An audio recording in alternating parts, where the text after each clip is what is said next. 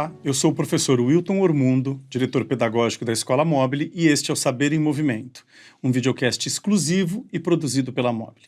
Este programa está disponível no Spotify e no YouTube, e ele também conta com um desdobramento em texto que em breve você poderá acessar pelo LinkedIn da Mobile.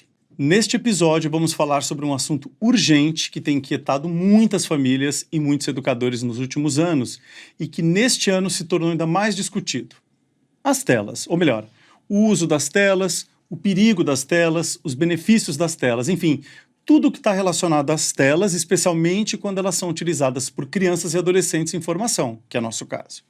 Sabemos que esta questão é muito complexa, e é claro que já tem um tempo que as telas são parte da nossa vida, mas isso não significa que a gente já aprendeu a lidar com elas. Na verdade, parece que a gente está entendendo, ano a ano, o impacto que uma realidade hiperconectada exerce sobre a gente. E os estudos mais recentes têm demonstrado que esse impacto pode não ser muito positivo. Se o uso excessivo ou com pouca consciência das telas parece influenciar a atenção, a socialização e a própria saúde mental dos adultos, imagine você o que ele pode fazer com as crianças e os adolescentes. Por isso não é por acaso que o poder público começou a estudar a proibição do uso das telas na escola, algo que inclusive nós já fazemos há muitos anos aqui na Mobile, dentro das salas de aula, mas com diferenças importantes de série para série. Nesse cenário, a pergunta que nós vamos tentar responder hoje é: o que fazer com essas telas? E para isso, estamos aqui com a Paula Prata Mauad, que é mãe da Mobile e integrante do comitê Desliga Aí, que é um grupo de famílias que se dedica a pensar a problemática das telas. Obrigada, Wilton. É um prazer estar aqui representando, como mãe, representando o Desliga Aí. Estamos muito honradas. Obrigada pelo convite. E a Ana Lúcia Ribeiro de Almeida, coordenadora do 7º ano do Ensino Fundamental 2, aqui da Mobile. Obrigado, Wilton, por essa oportunidade de estar aqui hoje falando sobre um tema tão importante. E como nós estamos em um contexto escolar, para a gente começar essa conversa, eu vou pedir a vocês que se apresentem de um jeito diferente. Eu quero que vocês se apresentem pensando nas alunas que vocês foram na escola. Quem começa? Coração de estudante. Eu passei por uma mudança de escola, do infantil para o Fundamental 1. Eu fui para uma escola que acho que tinha pouca identificação comigo. Era uma escola muito diferente da escola que eu estudava. E eu comecei a ficar mais tímida, eu comecei a ficar mais insegura, mais preocupada. Fiquei mais introspectiva, então esse foi o início do Fundamental 1. Já no Fundamental 2, eu acho que já surgiu uma Paula já mais questionadora, já questionando ali, buscando entender um pouco mais aquele momento, o que era a Paula como aluna, o que era a minha função ali, desafiando um pouco, questionando. Eu vejo que hoje o ensino, pelos meus filhos, tem um aspecto muito importante, e foi até uma fala da Maria Helena que eu gostei muito, que ela explicava o tanto que é importante hoje não só trabalhar o cognitivo, como o socioemocional, que os dois estão muito ligados e só o cognitivo não adianta se você não tem um socioemocional muito bem preparado. Pelo estudo, a evolução dos meus filhos aqui na escola, eu acho maravilhoso, até que parabenizo a Mobile, porque eu realmente tenho gostado muito do trabalho que eles têm feito, olhando para cada criança, sabem ali avaliar o aspecto socioemocional, falam de emoção. Eu acho muito interessante, assim, como meu filho aprendeu a nomear as emoções, e tem coisas que ele aprendeu na escola. Então, acho que é isso, assim, a Paula de antes para o ensino de hoje, eu acho que seria uma super diferença. E eu gosto muito do que eu tenho visto do ensino hoje. E é uma pena que antigamente não era tão olhado assim o socioemocional como Você acha agora. que seus filhos contarão histórias diferentes dessa história que você está me contando? Eu acho que sim, eu acho que eles vão. Acho que até esse debate aqui sobre telas, e a telas impacta também a escola, já é uma questão avaliando o socioemocional aqui das crianças, né, e dos adolescentes. E você, Ana? Que tipo de aluna que você foi? Eu tive 2 momentos muito distintos na minha vida de estudante, né? Então, no ensino fundamental, eu era uma aluna muito tímida, muito reservada.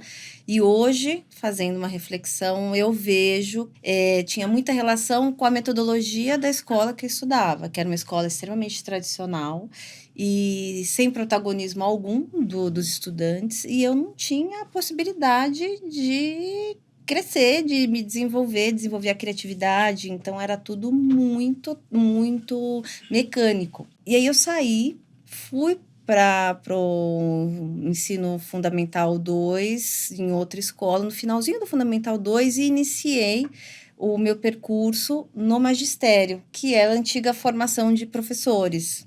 E Sim. aí foi quando eu me encontrei como aluna. E aí eu tive protagonismo, eu estabeleci uma relação muito diferente com a educação e iniciei também na área e estou até hoje. Muito bem, para começar, eu acho importante a gente dar um pouco de contexto a esse debate. O Jonathan Haidt, que tem sido muito falado, né, hoje no livro A Geração Ansiosa, ele mostra um aumento expressivo das taxas de pessoas ansiosas, sobretudo a partir de 2010, no contexto aí do surgimento dos smartphones, quando os smartphones se tornam populares. Ele chega a dizer que vivemos, aspas, uma onda gigante de ansiedade e depressão. Ele chama isso de onda mesmo. Embora esses dados digam respeito mais aos Estados Unidos, né, que é o espaço em que ele estuda, pelo que nós temos acompanhado, é bem possível que essas condições também se apliquem à realidade do Brasil, ao nosso país. Tanto é que esse livro se transformou instantaneamente num best-seller, a ponto das pessoas se encomendarem o livro, mesmo antes dele estar traduzido para o português. Paula, você pode, por favor, primeiro explicar para a nossa audiência o que é o Desliga Aí, e depois você pensando, né, e pensando também nas mães, nos pais responsáveis, né, pensando nesse debate que tem sido feito a respeito do uso das telas, eu queria que você comentasse um pouco sobre esse impacto desse uso para as crianças e para os adolescentes, a ponto de vocês criarem um grupo aí que reúne quase 500 famílias. Bom, Desliga Aí, eu acho que surge a partir de um momento que nós, famílias, começamos a entender os impactos do celular da vida dos nossos filhos. E na nossa também. Então, surge mais como sentido de reflexão. Vamos buscar entender tudo isso? Vamos buscar essa educação digital? Vamos buscar levar isso para as famílias? E também uma questão que aí a gente buscou bastante a parceria aí da Mobile, do impacto do celular na escola, o uso do celular na escola. A gente tem notado uma ansiedade generalizada, a irritabilidade e tantos outros que eu acho que a gente vai abordar aqui, aspectos negativos da palavra, porque também tem os aspectos positivos. É importante frisar que também tem muitos aspectos positivos, mas precisa desse acompanhamento para tantos fatores que estão impactando negativamente os nossos filhos. Perfeito. Ana, pensando na tua realidade, né, trazendo essa discussão para o chão de fábrica, como a gente gosta de dizer, para o cotidiano da escola, que é nosso chão, como é que você enxerga a influência das telas no comportamento das crianças e nos adolescentes, pensando no teu tempo, que você é uma pessoa que tem bastante tempo de casa, trabalha com educação há muito tempo e observa crianças e adolescentes, né, há bastante tempo. A mudança, ela é muito significativa, né? Ainda mais se a gente pensar de 10 anos para cá, fizer esse exercício, que foi quando os smartphones se popularizaram, né? A gente observa que esse sentimento de pertencimento do jovem à escola, ele diminuiu muito, ele foi muito abalado e junto a isso veio esse sentimento de solidão, de maior solidão. Então, a gente observa isso no nosso dia a dia. Né? Os impactos são muito significativos, principalmente nas questões relacionadas às relações interpessoais. Né? Então, hoje a gente observa que algo que aconteceu fora do contexto escolar, ele é trazido para cá. E quando ele é trazido para cá, ele precisa da mediação desse adulto para que possa fazer mesmo com que essas relações aconteçam, o olho no olho, que o diálogo ele aconteça de uma maneira eficiente e que esses alunos e alunas ganhem repertório. A Unesco, o ano passado, ela trouxe para a gente um relatório muito interessante e mostra os impactos significativos, não só no aumento da ansiedade e depressão entre jovens, né, jovens e adolescentes, mas os impactos também nas funções executivas, principalmente no que diz respeito à atenção e à memória. Isso sem dizer também nos impactos que tem em relação à criatividade. Hoje, os alunos são pouco estimulados no seu potencial criativo.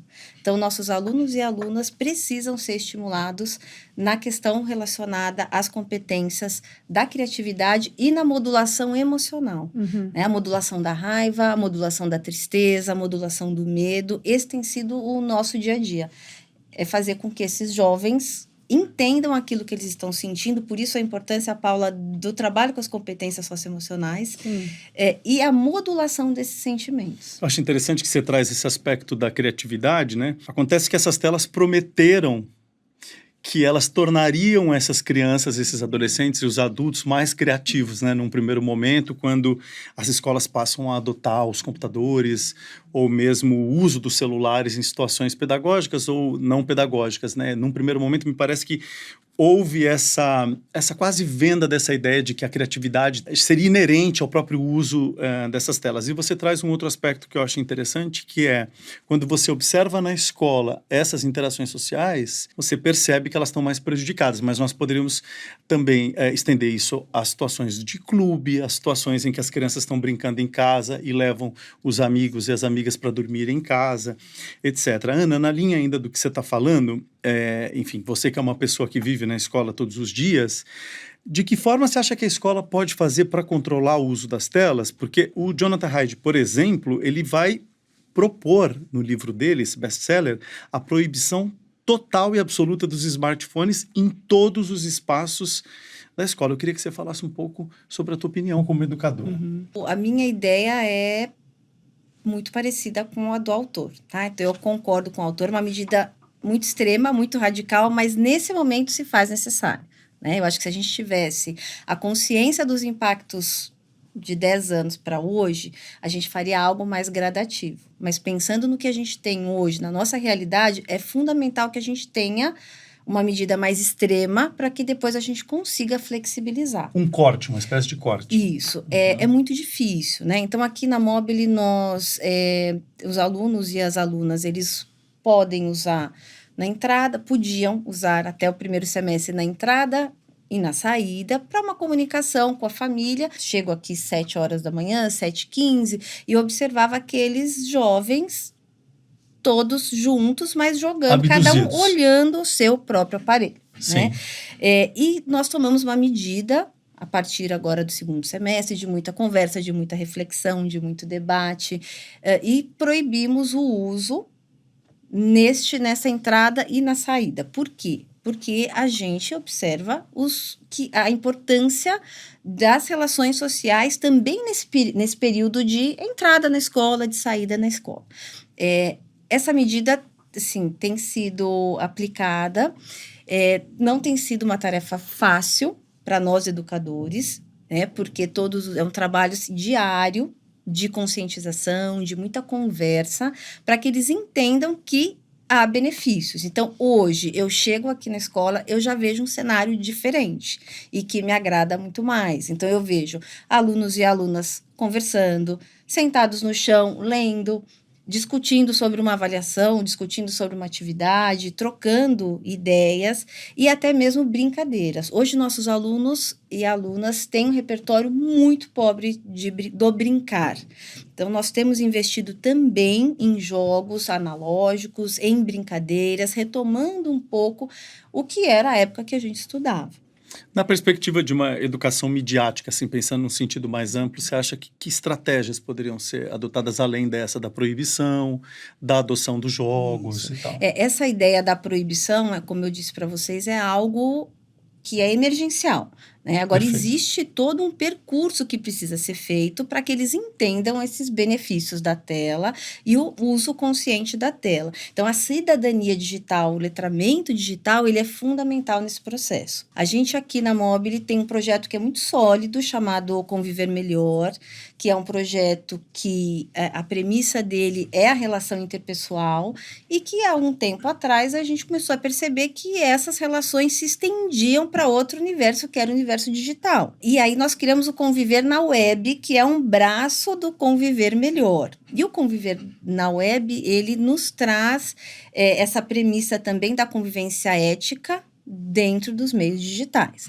Para isso, nós temos várias ações, né? Então, acho que a formação dos estudantes, a formação da equipe, a parceria com a família. Então, é muito bom a gente saber que tem essa parceria da família, porque se for um trabalho solitário, a gente não consegue avançar, né? E quando família e escola têm a mesma linguagem, para esses jovens, as crianças, eles entendem com muito mais consciência e facilidade aquilo que a gente precisa abordar. E dentro desse projeto do Conviver na Web, nós trazemos aqui outras vozes também que não a nossa, nas aulas de orientação educacional. Nós trazemos profissionais que falam sobre cidadania digital com os nossos jovens. Esse ano nós fizemos a nossa primeira parada reflexiva.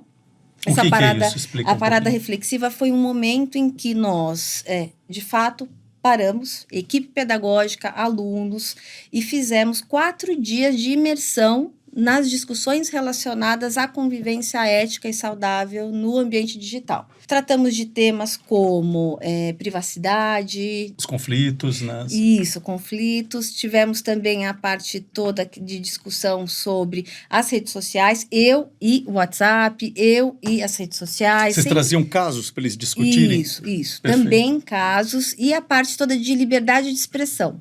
Liberdade de expressão. Os limites disso. Os limites, isso. Perfeito. Até onde posso ir. Foram 4 dias de muito debate, de muita discussão, e ao final os alunos e alunas fizeram um produto dessas discussões que nós colocamos pela escola para que a gente pudesse fazer um uso social desse debate. Então foi uma ferramenta que nós utilizamos muito interessante de conscientização. Então todo esse percurso, esse processo, ele precisa ser paulatino. E ele precisa ser muito sólido.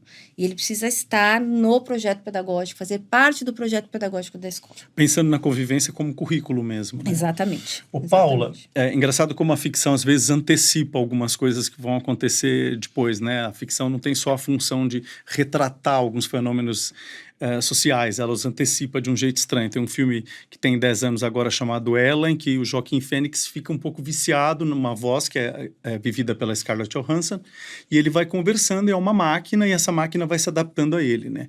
Então, o que parecia ficção, quando a gente olha hoje nos metrôs, em que as pessoas estavam lendo, ou mesmo nos táxis, na rua, as pessoas hoje estão com fones hiperconectadas e dentro delas mesmas, né? Pensando um pouco sobre o que a Ana trouxe, você concorda com essas estratégias? Como é que você vê algumas dessas ações e esse fenômeno aí do que você observa? Então, acho muito legal a escola trabalhar esse letramento digital, porque é aquilo, a gente foi envolvendo, foi entrando nesse mundo digital, ganhou celular e não teve educação digital, nem nós, adultos, e nem as crianças. Porque eu também acho muito importante a gente também não demonizar o celular, as telas. Tem muita coisa boa disso. Eu não sei se a gente pode usar sempre a palavra proibição em cada proibição e meu filho nunca vai ter celular, porque eu acho que também não é esse o caminho. Então, eu acho letramento digital, educação digital essencial. Eu gostei muito da Mobile, o trabalho que eles estão fazendo nisso, a gente soube da parada, foi excelente. A gente fala muito dessa pauta do celular na escola, a gente buscou se informar sobre isso. E tivemos relatos muito bacanas nesse sentido que a gente procurou. Então, no começo, os estudantes ficaram super revoltados, assim, como? Absurdo, não sei o quê, bravíssimos. E depois, uma reação positiva, uma reação, alguns se envolvendo mais com esportes, outros voltando a discutir sobre assuntos ali do dia a dia, comum, envolvendo a escola.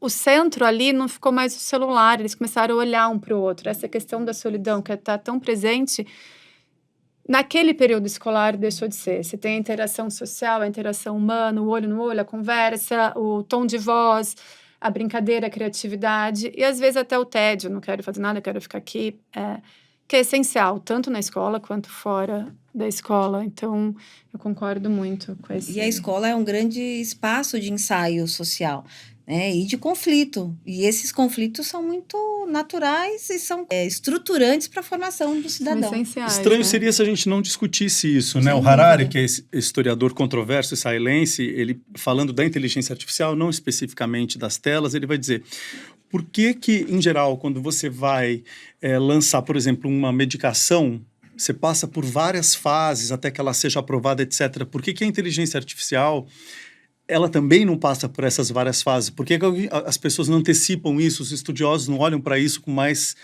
crítica?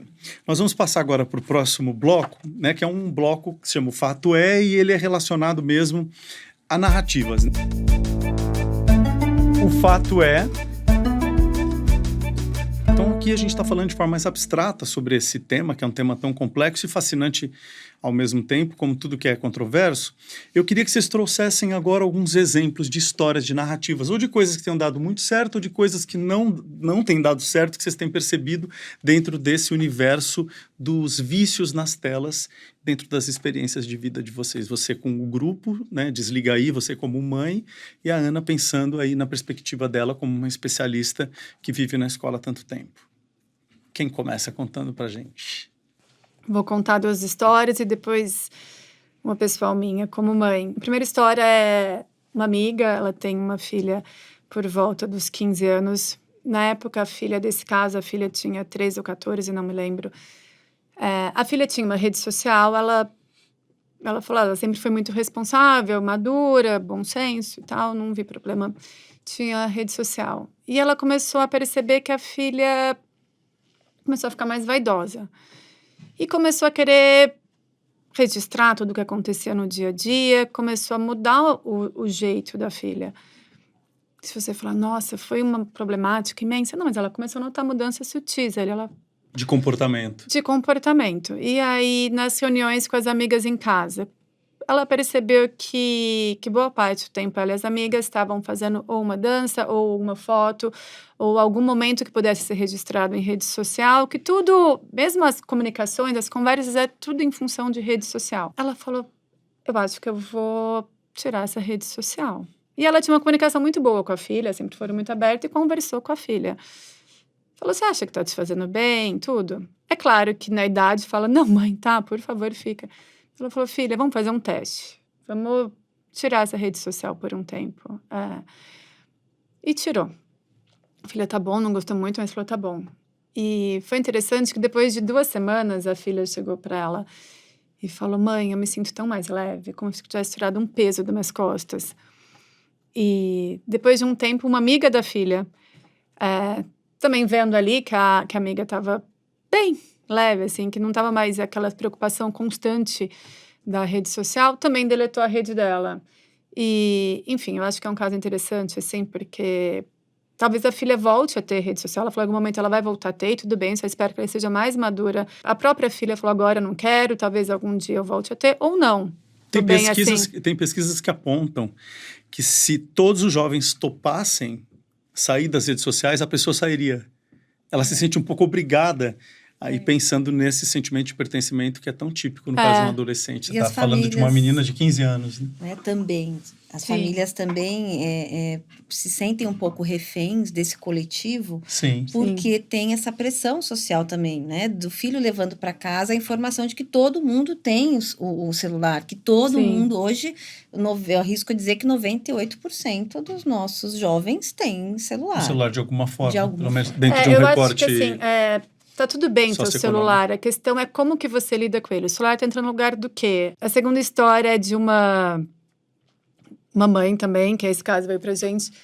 Ela chamou os filhos, iam pra casa dela, os amigos dos filhos dormirem. Então, num certo momento, ela percebeu que eles estavam todos juntos, mas cada um jogando um jogo, acho que é um jogo online, cada um joga o seu jogo no mesmo ambiente. E eles passaram, não é meia hora, horas nesse jogo. E ela achou aquilo estranhíssimo. Ela, pra que tá todo mundo aqui se eles estão o tempo todo aqui no jogo, assim? Claro que outro momento faz outra coisa, mas esse marcou muito ela. Bom, passou um tempo, ela resolveu, o filho falou, mãe, para chamar todo mundo aqui? Ela, pode, vamos todo mundo dormir aqui. Mas ela combinou diferente com as outras mães. Ela falou, não vai ter celular dessa vez. Se vocês quiserem falar com o filho de vocês, eu tô aqui em casa, vocês me liguem, mas não vai ter celular. Quem trouxer vai ficar aqui comigo, na caixinha aqui separado. O filho no começo não gostou, mas também falou, tá bom. E ela disse que foi uma experiência maravilhosa, porque eles passaram muito mais tempo jogando bola. Eles jogaram videogame, sim, mas é um videogame o antigo, pra mim nem sabia que era o antigo, que você joga de verdade ali com a pessoa ao lado, cada um com controle.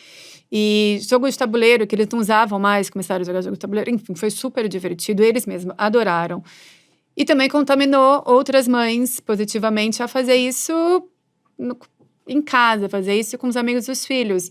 E essa relação, essa questão que a gente fala muito com o celular, tá substituindo essa solidão que ele traz, esses momentos solidifica ali a amizade. Você tem uma troca tão importante para a adolescência, aliás, de qualquer fase da vida, né? Sim. E eu acho que a terceira história que eu posso trazer, assim, sou eu mesma como mãe, porque eu tô nesse movimento, mas também tô aqui aprendendo, tô aqui buscando qual que é essa relação saudável com o celular para mim e para os meus filhos. Então, antes mesmo de entrar, de começar essa discussão, eu lembro que meus filhos, eu tinha um tablet e a gente fazia uma viagem longa, assim, de carro pro interior. Então, no começo eu falava, vou baixar um filme aqui, porque a viagem é muito longa, para eles não ficarem cansados. E tudo bem, meus filhos nunca foram daquelas crianças de ficar presos na TV, com tela. Eu falei, então eles não vão ligar pro tablet. E realmente, no começo eu assistia um filme, nem assistia até o fim, desligava. Então não via como problema. Aí depois começaram a ver um pouco mais do filme. Depois falaram, mamãe, vamos pôr um joguinho? E eram joguinhos educativos. Eu nunca joguei um desses jogos. Falei, tá bom, coloquei 2 jogos ali. E aí eu comecei a notar, falei, eles estão pegando mais interesse nisso. Aí uma amiga minha falou, faz o seguinte, se você começar a deixar todo final de semana, eu deixo 10, 15 minutos, sábado e domingo. Eles não vão ter mais tão interesse porque estão usando finais de semana. Eu, tá bom. Aí tentei 1 mês, 2 meses isso, falei, eu notei eles realmente ansiosos. Notei eles realmente irritados. O tablet, foi pro concerto. E foi interessante que eles perguntaram 1, 2 vezes e, esqueceram. E aí veio o celular, entrar em outro momento. Aí eu percebi, a gente estava às vezes tinha uma médica, era uma sala de espera, assim, pequena, e não tinha nada de criança. E às vezes demorava 1 hora esperando ali, eu falava, tá, tô aqui. Obviamente eu vi o que ele estava vendo ali, tô aqui o filminho, uma coisa regulada, mas 1, 2, 3, na terceira vez ele mesmo, dá aqui o celular. É eficiente. E aí, outra vez, eu notei que restaurante, assim, é raro em restaurante que criança não pode usar, tem que seguir toda uma conduta, assim. Eu notei que começou a usar. Viagem com os amigos. Os amigos estão? O celular também. E aí eu comecei a observar que o celular estava entrando no lugar de uma coisa muito importante, o tédio. E todo momento que tinha um momento de tédio, às vezes um esperava o outro fazer o esporte, o futebol, um tinha que assistir a aula do outro. Me dá o celular. E era automática, até que um momento eu falei, gente, começou a gerar muita ansiedade, muito. Assim, nossa, um caso over. Não, mas não tem que estavam mais ansiosos, mais irritados. Tirei. Falei, não tem mais o celular. No começo, muita reclamação. Mamãe, eu quero, mamãe. Não tem. Vocês vão ter que saber lidar com isso. E aí eu fiquei muito preocupada nas viagens longas. Então, comprei aqueles livros de atividade, fui na banca, peguei milhões de livros de atividade, de colorir, de atividade, meu pequeno não sabia ler e escrever, então era bastante coisa de colorir. E exige muito a presença dos pais também, porque chega uma hora que eles não querem fazer atividade, mas chega uma hora que nas viagens começa. Mamãe, vai chegar, mamãe, vai chegar. E você volta a fazer aquelas brincadeiras que eu fazia, porque eu fazia horas de viagem também, não tinha nada. Então, vamos fazer a brincadeira de, quem acha o carro vermelho primeiro? Quem acha o gado primeiro? Isso dá trabalho, né? Dá. Também. Você tem que você tem que largar o celular e estar presente ali. Sim. Mas a infância é isso, né? Ela dá trabalho. Sim. Mas também tem uma troca muito legal, porque a partir disso surge uma conversa muito boa. E vira um momento em família muito rico, porque você olha pro seu filho, ele tá interagindo, tá rico, tá brincando. E eu nunca vou esquecer, assim, o olhar deles quando você tá presente ali é outra qualidade, né? E assim, não é tudo flores. Não, tem momento que um começa a implicar com o outro, tem a dor de cabeça, tem a hora que tem uma reclamação. E aí também tem um outro momento que eu acho legal compartilhar aqui, que eu tava sem ajuda, precisei levar eles pra natação. E aí, 1 hora, aula de natação. Falei, não vai ter celular. E aí ficaram os 2 lá sentados, 1 hora assim, me vendo nadar. E não tinha realmente nada. Assim. A natação era sua. Era minha. E eu falei, não vou faltar, vocês vão comigo. E ficaram os 2 lá no banco, sentados assim, 1 hora. Aí 1 hora tava os 2 assim, jogados. Aí 1 hora tava um implicando com o outro, 1 hora tava um brincando com o outro. E aí, assim, deu tudo certo. Deu tudo bem. Nenhum pulou a piscina atrás de mim, nem ficou nada. Sim. Deu tudo bem, mas assim... Pra eles, a relação no tempo é muito diferente. Eles acham que a natação dura 10 horas. Eles pensam pra eles, nossa, a aula da minha mãe dura 10 horas. Mas eu achei muito importante eles viverem isso para eles entenderem, porque hoje, nesses momentos desse tédio, porque eu lembro que eu olhava para a parede, uma parede inteira branca, e você imagina criar uma história. Você olha para a piscina, você pode criar uma narrativa daquilo.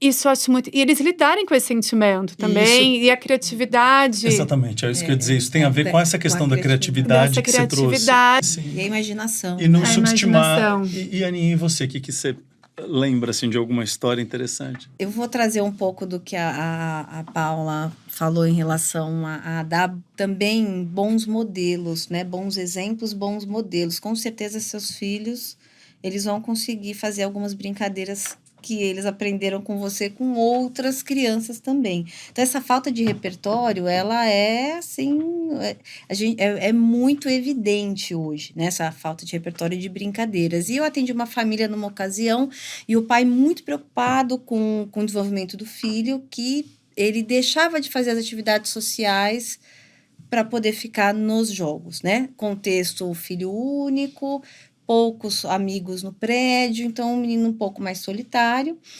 E aí eu fui questionando essa família em relação ao que eles também proporcionavam de diferente para esse menino, né? Para que ele pudesse também largar a tela e fazer outra coisa. E aí o pai dizia, não, porque eu falo para ele, na minha época eu fazia outra coisa. Eu falei, então, na sua época era muito diferente, e ele não tem esse repertório da sua época. Na nossa época, realmente, a gente tinha outros interesses, outras atividades, né? O que você apresenta para o seu filho, e aí quando eu falo desse modelo, desse exemplo, o que a gente está apresentando para eles? E aí eu fiz um trabalho com essa família de ampliação de repertório mesmo, de brincadeira, do brincar. Então, eu fui dando ferramentas, porque eles também não tinham, né? Então, eles não tinham parâmetro, eles filho único, sem criança na família, e eu fui fazendo um trabalho com eles, ali, quinzenal praticamente, de ampliação de repertório do brincar, junto com o menino. E foi muito interessante ver essa transformação. E hoje eu encontro com ele aqui e vejo que é um menino que tem um desenvolvimento muito saudável. E eu fico muito feliz. E que pode ser revolucionário, né? São pequenas coisas. Sem dúvida. Gente, nós estamos falando de crianças, de adolescentes, do uso que eles fazem dessas telas, etc., né? Nesse universo hiperconectado. Agora, esse quadro é assim, eu queria que vocês contassem, vocês como mulheres adultas, que uso vocês fazem das telas. Qual é o grau de vício que vocês têm em telas? E quando era você? Eu já fui muito mais conectada. Eu gosto muito de tecnologia. Sempre fui uma pessoa que foi em busca de novidades. Então, eu estava contando para a Paula que em 2014, aqui na Mobile, então há 10 anos, eu já tinha interesse nessa área e eu fui fazer uma pesquisa. Na época, eu era coordenadora de 4º ano. Fui fazer uma pesquisa com meus alunos e alunas, com 9 anos na ocasião, né, e há 10 anos, sobre o uso de internet. E aí eu estava contando para a Paula, interessante que a primeira pergunta, eu fui revisitar um pouco esses dados, a primeira pergunta era, você usa a internet? E hoje é uma pergunta que já não que cabe. Não faz sentido, Não faz sentido, né? Então, eu sempre fui muito, assim, apaixonada por tecnologia, mas eu comecei a perceber que o celular, em especial, né, as notificações iam gerando muita ansiedade. Então, eu recebi um e-mail, eu recebi uma mensagem, e isso, assim, me gerava muito estresse e ansiedade. Então, algo que eu fiz e hoje eu consegui manter, e também eu oriento todas as pessoas a fazerem também, é tirar as notificações. Porque o celular está na nossa mão, eu posso acessar, ver meus e-mails, eu posso ver o WhatsApp, eu posso ver Instagram, mas quando eu tiver mesmo num momento propício para isso. Tem uma pesquisa que mostra que só o fato de o celular estar sobre a mesa, sem nada, isso já gera uma ansiedade grande. Se você estiver assistindo a uma palestra, o seu foco atencional diminui. Sim. Então tem uma pesquisa que mostra o celular no bolso tem um impacto, que também não é pequeno, o celular sobre a mesa e o celular com as notificações. Aí é um desastre. E só um parênteses, hoje nós acordamos com os alunos, com os estudantes, que num determinado momento, se tem o celular um uso indevido, recorrente, eles guardam esse celular no armário deles. Os alunos de Fundamental 2 têm armário individual, então eles guardam esse aparelho no armário para não ter mais acesso durante o período de aula. e tem gerado um grande sofrimento. E eles dizem, não, mas eu vou deixar desligado na mochila, porque tem que estar perto, tem que estar é essa a necessidade. Então, tá no armário, tá longe, eu perco esse controle e me causa um distanciamento, a solidão. De novo. Me lembro de um menino que estava prestando medicina, que entrou em medicina na USP, e aí a dica que ele foi dar no ano seguinte para os alunos, ele falou o seguinte, ele trancava o celular dele, trancava mesmo, por 2 a 3 horas por dia, e depois dessas 3 horas ele ia lá e aí ele via um pouco o celular, 10, 15 minutos, e ele percebeu que o tempo de estudo dele era muito mais significativo, muito maior do que o das outras pessoas que ficavam com o celular perto dele. Essa era a dica para estudo de vestibular, para vocês terem noção. E você? Qual que é o uso que você faz, pessoal? Eu, particularmente, acho que o celular suga demais a nossa energia, assim. Tem muita coisa boa, mais uma vez, eu não gosto de demonizar o celular, eu acho que tem muitas ferramentas importantes para o nosso dia a dia, muitas coisas boas. Só que eu acho que a gente está vivendo uma era com excesso de informação. Então, você entra no seu WhatsApp, são milhões de mensagens. Se você faz parte de grupo, é impossível acompanhar aqueles milhões de mensagens. Trabalho, milhões de e-mails. Antigamente, você trabalhava, entrava e saía, ficava lá o trabalho. Hoje em dia, é uma demanda imensa. Eu acho que deixa muito cansada. Agora, eu fiz uma viagem que não tinha sinal de celular. E eu adorei isso. Eu falei, ai, que delícia. Eu só pegava, assim, o Wi-Fi para poder falar com os meus filhos, eles estavam bem. Porque eu busco, mas assim, mesmo não tendo essa relação tão próxima, eu vejo que eu também preciso me policiar. Se deixar, eu vou ficar ali perdendo um tempão no celular, porque tem muita coisa interessante. Ficar olhando um monte de notícias, sei lá, procurando um monte de coisa que aquele universo apresenta.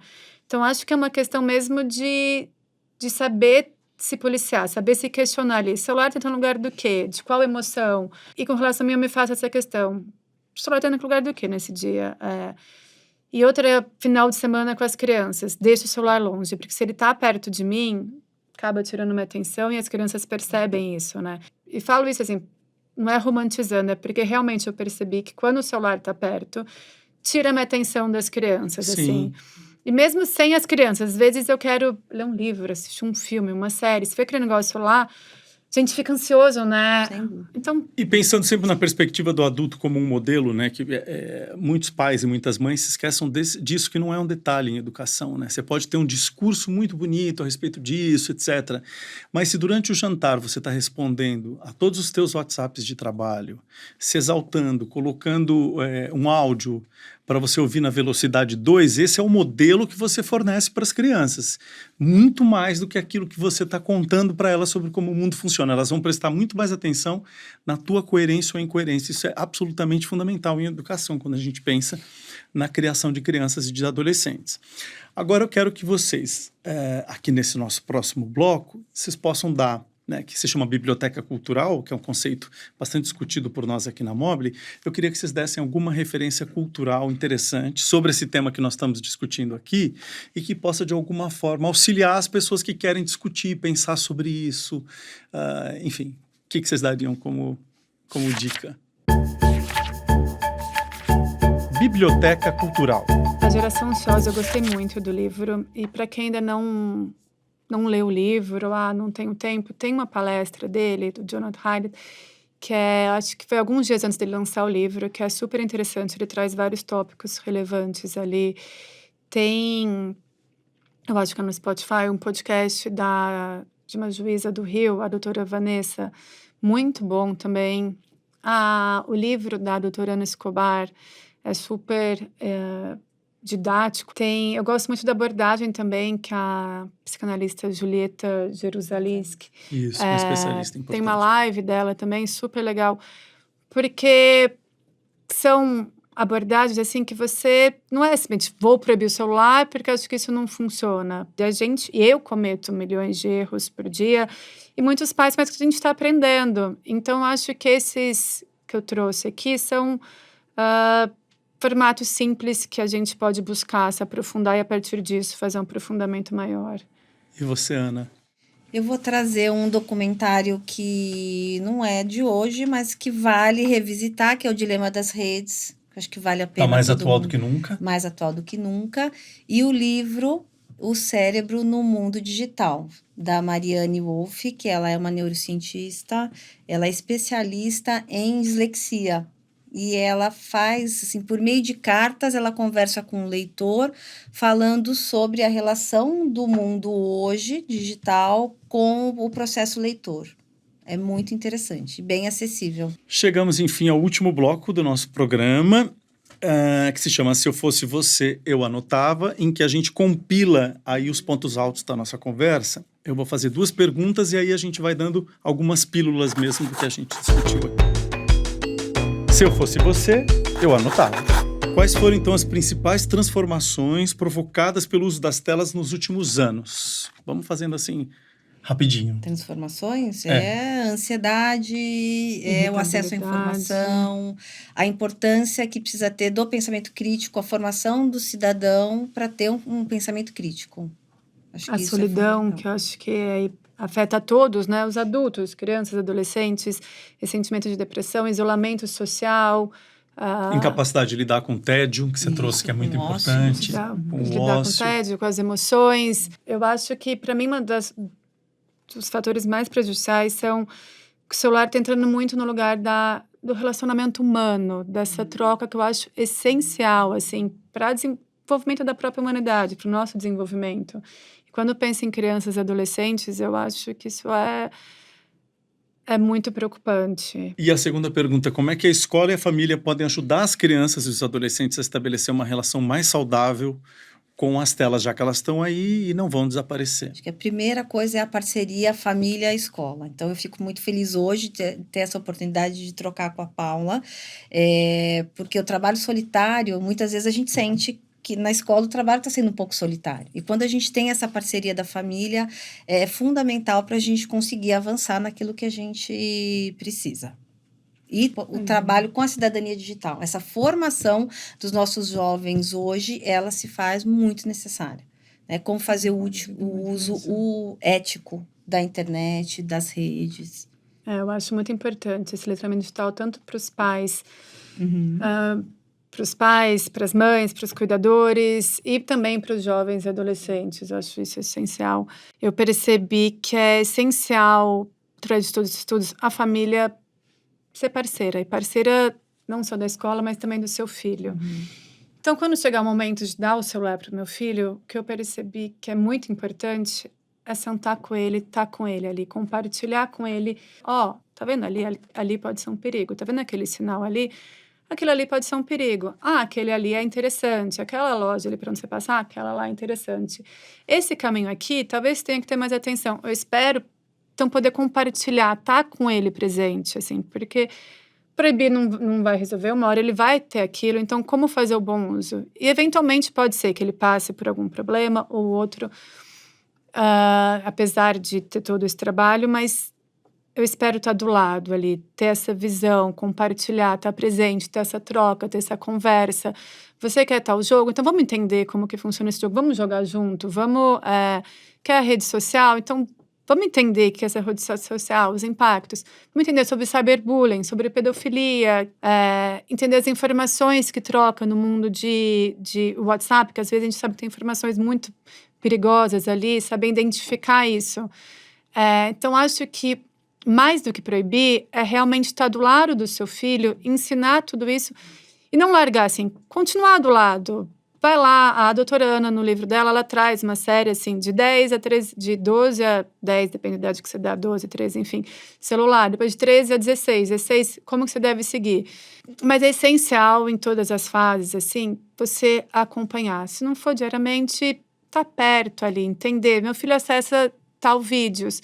Nossa, eu acho que meu filho realmente tem muito bom senso, mas talvez a pessoa que está do outro lado sejam pessoas que estão treinadas para trazer algum mal ali para ele. Deixa eu ver o que ele está acessando E acessar junto, né? Acho que é importante essa aproximação. E eu vejo que todos, assim, junto. unânime, todos falaram que é muito importante os pais terem o login e a senha do celular do filho, assim, ter esse... Mesmo que você não vai entrar, mas você precisa ter isso.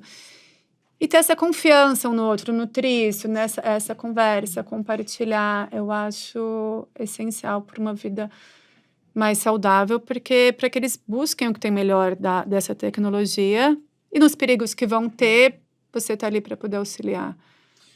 Paula e Ana, eu quero agradecer muito por essa conversa, pelas dicas preciosas. Eu tenho certeza de que a gente aprendeu muita coisa hoje nesse programa.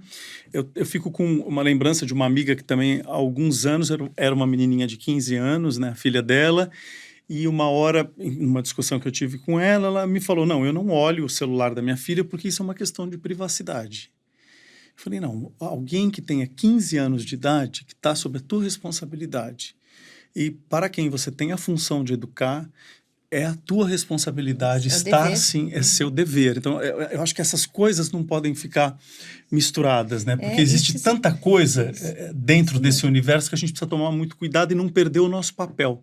Sim. E muitas vezes o que acontece é que os adultos vão perdendo um pouco o papel que eles deveriam ter. E hoje tem uma super proteção no mundo físico e uma proteção... ali uma desproteção absoluta. absoluta. Você trouxe isso, que eu acho, você perguntou, pensando nas crianças, eu noto que é muito importante para, como mãe de filhos pequenos, brincar com outras crianças, fazer que ele fala do playdate, assim, chamar as crianças para brincar em casa.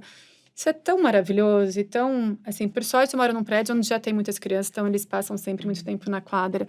Mas chamar os amiguinhos da escola para conviver, para brincar, e o brincar livre, não aquela super proteção, né? Sim. Também foi uma coisa que eu aprendi com o livro, assim, é uma coisa que às vezes intuitivamente a gente já olha e fala, eu acho que faz sentido, mas quando você vê, o livro traz, você vê outras mães, uma conversa, uma troca, então acho que eu também apostaria nisso, assim, deixar brincar mais livre com outras crianças. Na perspectiva de voltar para uma simplicidade que a gente foi perdendo também. Isso, né? Isso é bem importante. Correr os riscos, para saber lidar com os riscos quando estiver lá mais para frente. Muito obrigado pela participação de vocês, um abraço e até o próximo Saber em Movimento.